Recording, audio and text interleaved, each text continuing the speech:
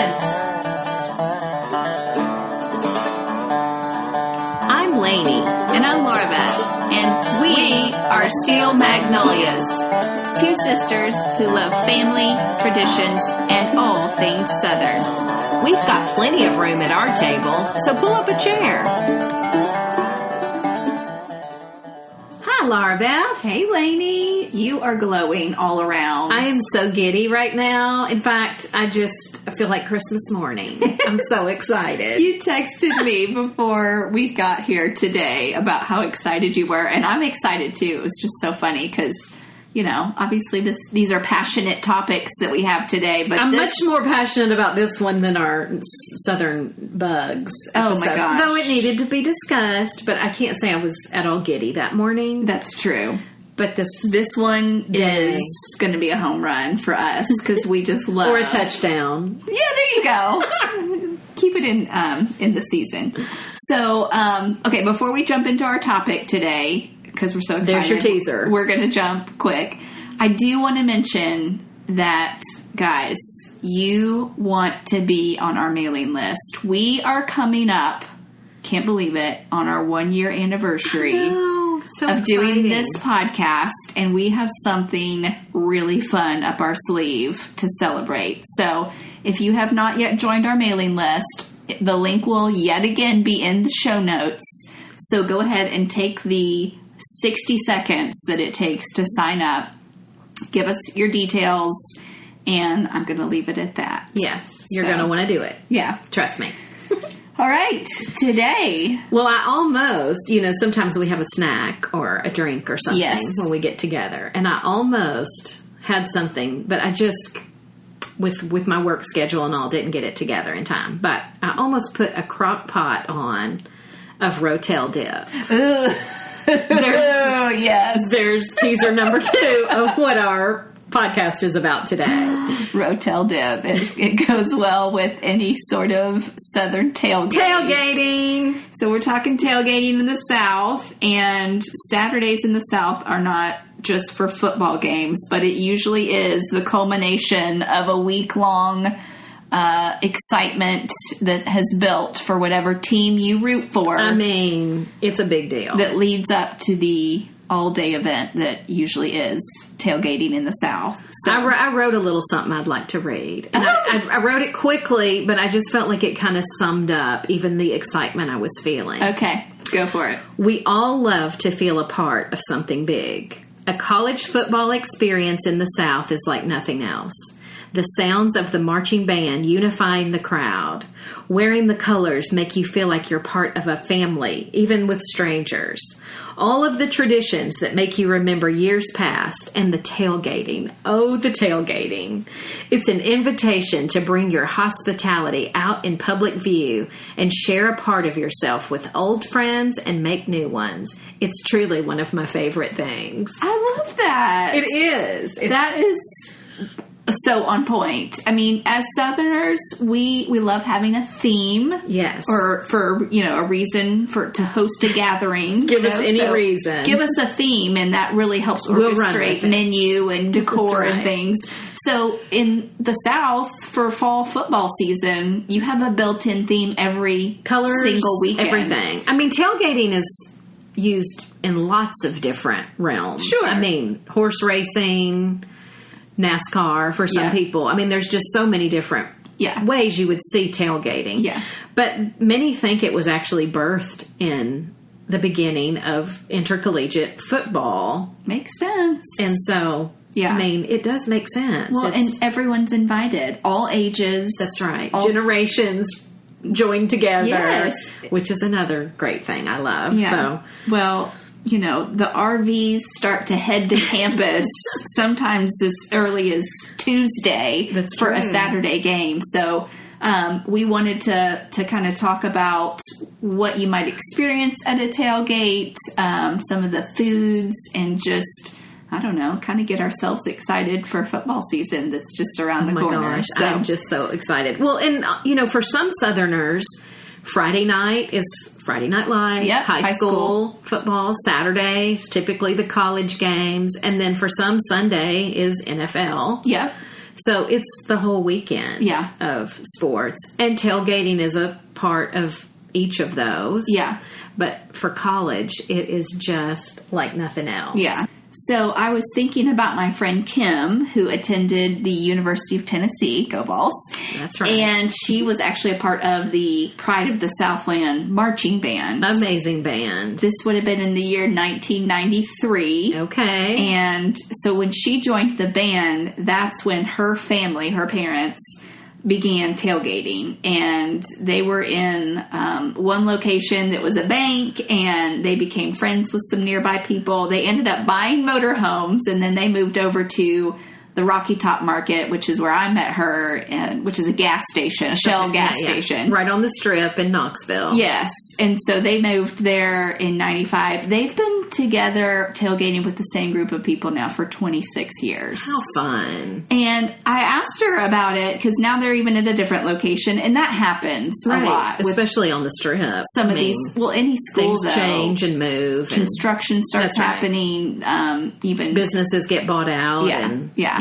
So anyone with a long-range story probably has had to move a little bit. But I loved what she said when she said, when you spend all weekend, every weekend with friends for 4 months out of the year, they become family. So we all quickly realized that this would be a tradition that we would have for years to come. It's really kind of neat because all of my friends who were in college with me now have kids that they bring to the tailgate as well. So we now have 3 generations of tailgaters. How precious. I know. It's so cool. And, of course, in that time, they have story after story. For the most part, I mean, it really has given her own place of community. And she said, I honestly don't know what my Saturdays in the fall would be like without tailgating. I mean, it's such a huge part of Southern culture. Yeah. That you even see events worked around football schedules on Saturdays. Right. Certainly, weddings, people look at the football schedule, or they should. Yeah, we mentioned that on our weddings episode. Yeah. If you're planning. If you want attendees to be engaged, that is something to take into consideration. Mm-hmm. And if you're not from here and you think I'm crazy saying that, just trust me, you're going to see it. Oh, for sure. And at best, you need televisions at your reception where people can check scores and keep up with things. I'm serious when I say that, because they will be distracted or any event. Do you remember when you went to the Pilgrimage Festival, which is just a music festival here with like major headlining bands that people were excited to go see, but yet it is in the fall. I needed to check. I believe it was the Florida. No, that would be too early for that. And it might have been the Florida-Tennessee game. Anyway, it was a game I needed to know what was going on. Yeah. And so I found a tent that had some screens on some football, and it was packed under there. Sure. And I thought, isn't this funny? We have like great headlining bands, but nonetheless, people have to know and keep up with their teams. Absolutely. So, anyhow, that's a real thing. It is, and it's funny because it kind of bonds you too. I went to a wedding last fall, and they had us lock up our phones because they wanted it to be like a cell phone free ceremony. So the only really phone checking in, because you could go, have check it your phone and then was for football scores. See, it's a real thing. And so then I found somebody also that was checking the same game, so we just kind of took turns. There you go. Like, hey, I just checked. We're now in the third quarter, and here's the score. Funny. Let's talk. How should we start? Maybe just. Do you want to talk some food and drink to begin with? Sure. Since that's so important. I mean, really, it's about the people, but the people come together because they want to partake and eat and drink all day. Oh, that's right. So, depending on when your game time is, that's going to really... that's even a big subject. Determine... what foods you have, what cocktails you have. Exactly. And even, can I go so far as to say, nighttime football games often get messy with sloppy alcoholic incidents because people have been drinking for so long. Exactly. So for that reason, I love a game that's not at night. I do too. Because it's too long. Yeah. A lot of people will show up at the tailgate at 10 a.m. whether the game's at noon, 3, or 6. That's right. So then we have a problem by 6 o'clock. There's your spectrum. Yeah. So, and I would just say, like, in all good Southern hospitality, like, help your friends out. It's not funny when they get like that. I know. So, like, be a good friend. Well, and it's just, it's ugly to everyone, but it usually gets taken out on the visiting team. And we would want to show respect to the visiting team. Yeah. Because we would want that same respect. That's right. Shown to us. Well, so, depending on what time of day you're talking, noon would probably be the earliest start time. I think I've had an 11 a.m. start time one season, but usually it's noon and on. So that's going to dictate your menu. But absolutely. And if it's morning, I mean, there has to be a breakfast casserole and sausage balls. I was going to say, I think those are my sausage balls should be a given. That's right. Really, those can work at any time of day, but especially if you've got an earlier game, put those out. And those can even be keto friendly for our listeners that are eating keto. There's some great tailgating things available because so much of it is high in fat. Yeah. So there's a keto friendly sausage ball that doesn't have the Bisquick. Right. It's got cheddar cheese and cream cheese and sausage. So it's very, hearty. Yeah. That's one thing I wanted to say about tailgating food, no matter what time of day, is you do need a couple of hearty things. Absolutely. Because if you're, there for an extended period of time, and particularly if there's alcohol involved as well, you need some hearty food, not just some crackers and ranch dip. Exactly. I mean, totally agree. So some givens should be some sweet tea. I mean, you need to have some tea around. That's true. For sure. And then I would say beer would be an easy one that, because of different campuses' rules, if you want to stay within. And find out that if you're going to a new place, you don't want to assume. But bring cups. Bring your That's solo cups. That's why you see the red solo cups or the Tervis tumbler. Exactly. Because a lot of glass isn't allowed, or that just flags to the police and officials and security that what you're drinking. So solo cups should definitely be on your list of things to bring. Well, I have to speak up as a lover of bourbon, that I remember making a drink one time. I don't even remember what it was. It may have even just been bourbon and Coke or something. Anyway, I made one for you and gave it to you, and you smelled it and you go, oh my gosh, this smells like Neyland Stadium. It kind of did. So I just thought that was funny that sensory smell took you to that place. Because we weren't even footballing that day. Right. Well, and that's because college campuses aren't selling alcohol at the stadium like a pro game is selling. So there's a flask. There's a lot of sneaking in of alcohol. And in the South, a lot of that is whiskey or bourbon. And you just mix that right up with a Coke. But I've been around many student sections, or really any section, where that smell is just so potent. Well, I have a story of that. I wasn't even going to tell this, but prime example, I was at a UT game at Auburn. Yes. And shout out to the Auburn Tiger fans, because I've had only good experiences around them. Yeah. Very kind. Such a pretty campus. But I was with a friend who I didn't even know had a small, whatever that small size of whiskey is. It's almost the shape of a flask almost. No, Fifth's big. This is just a small. Okay. And he had it in like a blazer pocket. Yeah. That's on the inside. And first kickoff of the game, Tennessee runs it all the way to the end zone. And he's jumping up and down, and the whole bottle busts open. So we're in the Auburn Stadium, and now all around us it is absolutely reeking, and that's not the best way to make friends. No. At an away game. Oh my gosh. I'm sure there's lots of those stories that happen where that's why that took you back to football. It does. Okay, let's talk food. As you mentioned, breakfast casserole, sausage balls, those are good for great earlier morning games. Ones. I'm going to be making that morning. I forget that pancake shot we had at the breakfast shot. It tasted like pancakes. A new morning game. That was wonderful. Yeah. You have to have a dip. At least one. Usually it's a seven layered, but any kind of layer, right? I mean, you got to have a layered dip. I love any kind of cheese too. So pimento like cheese, a beer cheese dip.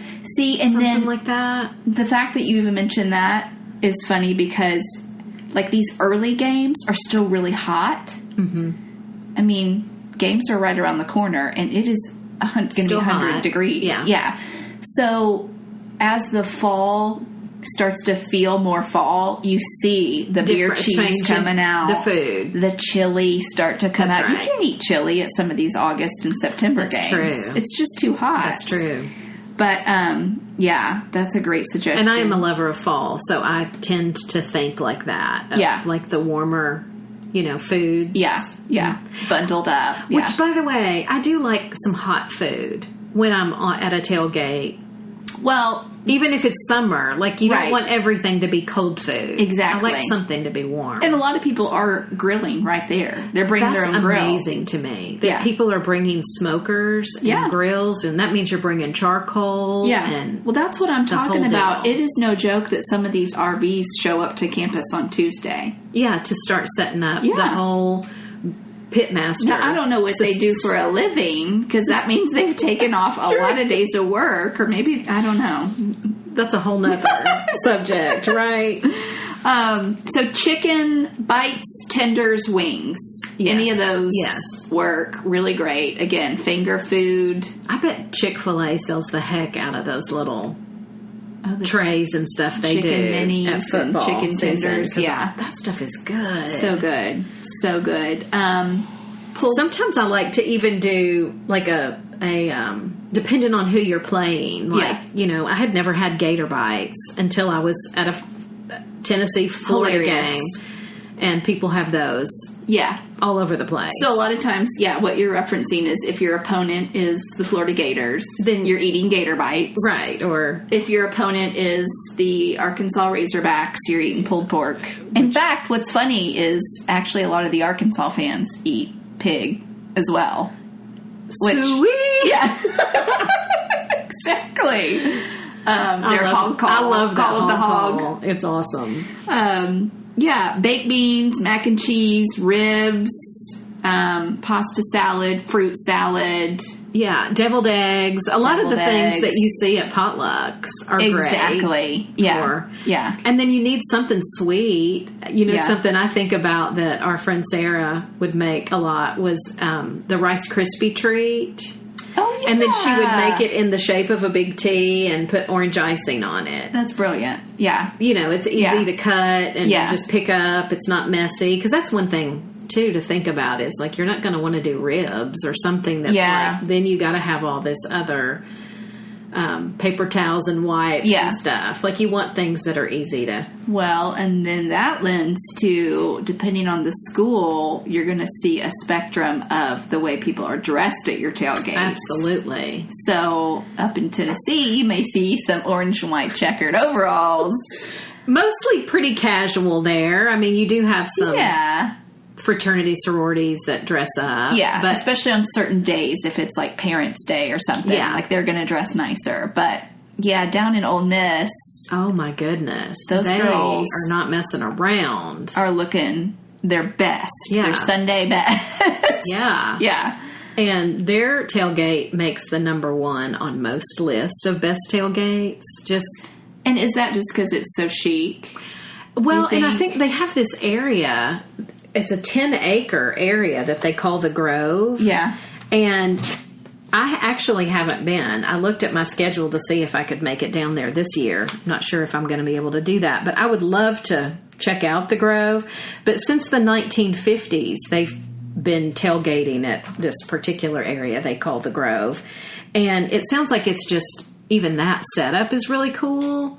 As well as, it's almost, I would think, trying to keep up with the Joneses. There's chandeliers hung from tents and, linen and all kinds of fancy. Drinking from their polished silver. Julep cups and things like that. So that's just a whole nother level of... But those girls are not going to want to be getting messy barbecue sauce on their dress with their cute denim jacket. That's right. But it is cute to see different, like... ways that people bring in the school colors with all different outfits. You know, I had a cute little orange and white scarf that's just adorable. I just pulled up a picture of an Ole Miss tailgate, and it's a silver platter of skewers with meat and onions. I mean, it looks really good, but it is fancy. There's like silver everything candle. On the table is silver. Yeah. Silverware, actual silverware. Hotty toddy. Yeah. Yeah. Fancy schmancy. Yeah, so you do see a range of things. But don't you just love how it brings people together, though? Yes. I just love that about college football. Well, don't you think you gotta, though, we're talking about dress and things to wear, you do have to find the team color. So if you're just like a guest coming along for the ride and you're not necessarily even a fan of either team, pick something. You have to go get something, even if it's just a ball cap. That's right. I mean, find out. Get to the Walmart, right? So that's what I was about to say. I do have a tip for people who are wanting either cute tailgating paraphernalia, you know, actual napkins, tablecloths, all that, or something to wear to the game. Oh my gosh, the Walmart of the college town, like it needs to be in that town, or the closest one, is so full of good sports paraphernalia. Yeah. Like, I'm amazed, you know, being in Nashville, we don't have a ton of that at our Walmart. We don't, no. But if you get up to a Walmart in Knoxville, there's choice galore. Yeah, it's like its own department. It really is. Yeah, yeah. So I just would say, you know, that's a good place to look. That's a great idea to just, you know, not frantically make sure you have everything before you get there. If you live out of town or if you're, you know, traveling in, wait and get some stuff closer to campus. And there's some stores that have just cute football-themed things, like a tablecloth that looks like the, you know, the field. Yeah, yeah. Or, you know, football-themed bowls and cups and things. But to get your team colors, I say check out the Walmart close by. Yeah. Allow yourself, I'll just say this before I forget it, at least 3 hours before kickoff to tailgate. That's how long it's going to take you, even if you're just meeting up with some people to tailgate. You know, I mean, obviously, if you're setting up and you are hosting the tailgate, you're going to need longer than that. But if you're just participating, hopefully you're bringing a side dish or something to contribute. Show up with something in hand to the menu. But you're going to want that much time because these campuses are spread out. Yeah. So I would say you may be parking pretty far away. Back so you got to think up through all of that. From kickoff, at least 3 hours minimum to tailgate to savor all of the parts of it. And we're going to talk. We're going to have to talk at a different time on traditions. We're going to do a whole special on college traditions in the South. Yeah. And I don't even think we can cover all of them, but we'll get into some. Yeah. Because there's so much you want to participate in. Yeah. More than just the actual football game. Yeah. Well, Alabama's campus, and I haven't been, but I would really like to go there as well, is their quad, which is where they're tailgating, is 22 acres. Wow.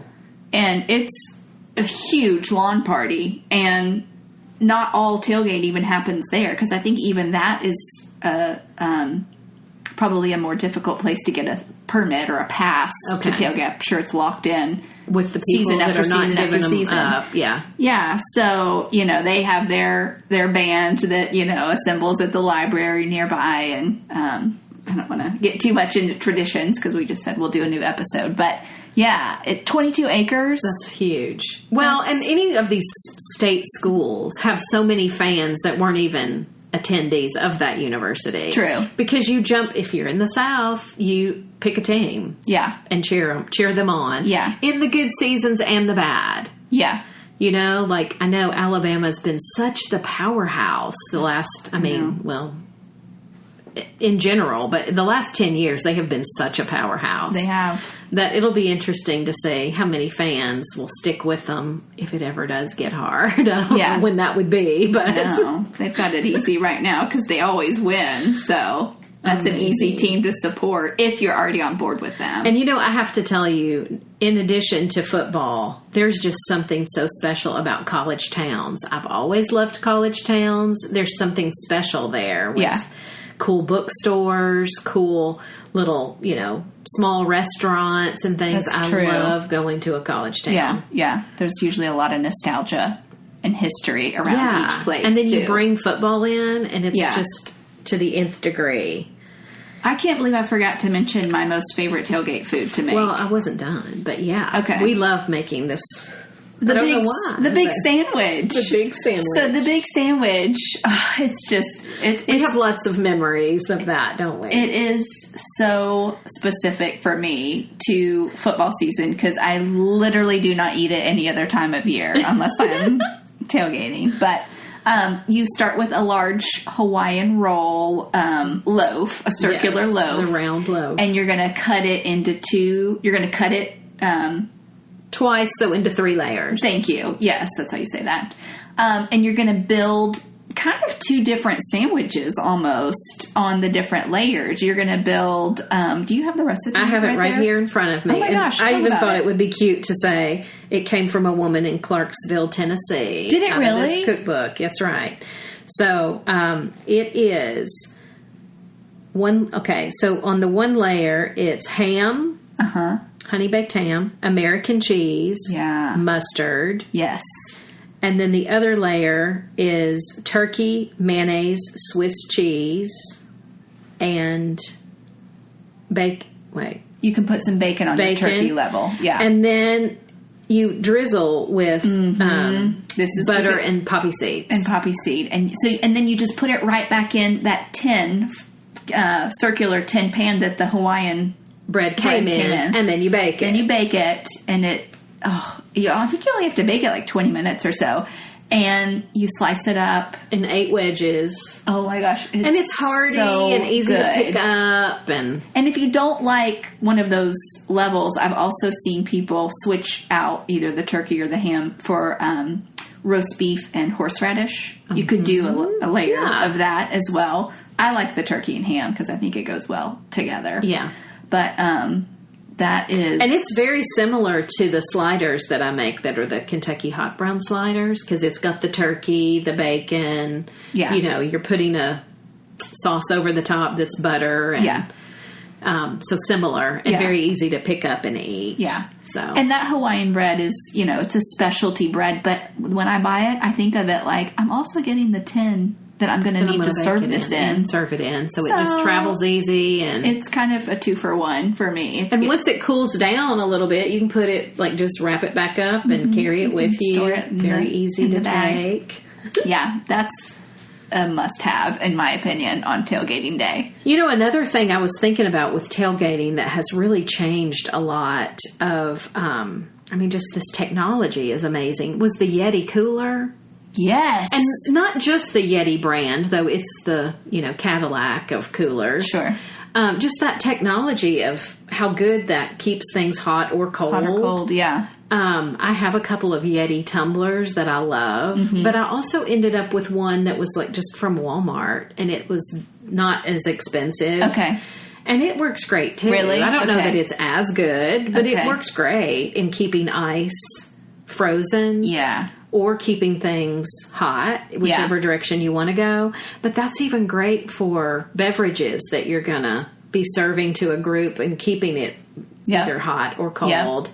And so I looked up just because I was so impressed with Yeti and Tervis Tumbler, and I have to say that they're both Southern companies. The Yeti cooler came out of Austin, Texas, and the Tervis Tumbler came out of Venice, Florida. So go Southerners with your good tailgate friendly technology. Necessity is the mother of invention, right? That's right. So, this was probably coming out of some need for And you can find a Tervis tumbler with your school's logo on it for sure. Or a monogrammed one. Or a monogrammed, that's right, if that's your thing. So. I love it. What else would you say about... I would say bring some great speakers, have music, have other games that are going on that day, Playing on your speakers so people can keep up. Yeah. Definitely bring some music or some speakers to be listening to.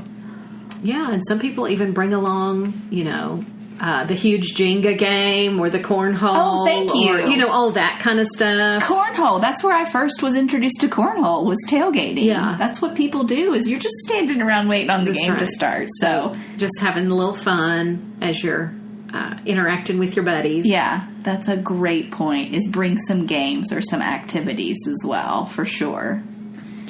Well, if we're going to talk traditions at a later date, I think that's all I was going to say about the setup of the tailgate. Well, we've seen some good ones. We actually got to, in May, participate as guest judges for a tailgating contest. Not at a football game, at a horse race here in Nashville. The Iroquois steeplechase. It was fun. It was so much fun. To see the variety and the creativity that people put in. I had themes, not just horse racing theme, but like specific theme. Yeah. I was thinking about Hot to Trot that had all the spicy foods and cocktails. Yeah.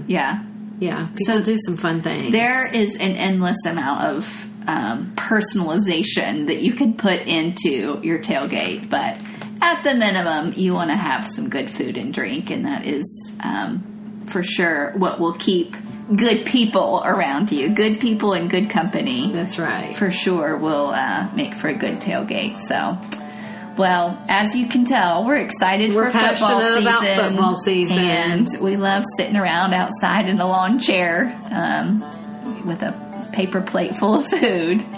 So hope that Jacob even has a little UT chair. He does. So cute. Little pop out chair. That's right. He's ready to tailgate, so invite us over. We'll be there with our chairs. Well, again, if you haven't done so already, sign up for our mailing list. You are not going to want to miss the surprise that we have for you guys this coming month, or in the coming months. So we appreciate you listening to us. Thanks for your support. If you haven't gotten a chance also to leave us a rating on Apple Podcasts, we would love to see that from you and hear what you think about the Steel Magnolias podcast. Yes, we appreciate each of you. All right, y'all have a good week. We'll see you here next time.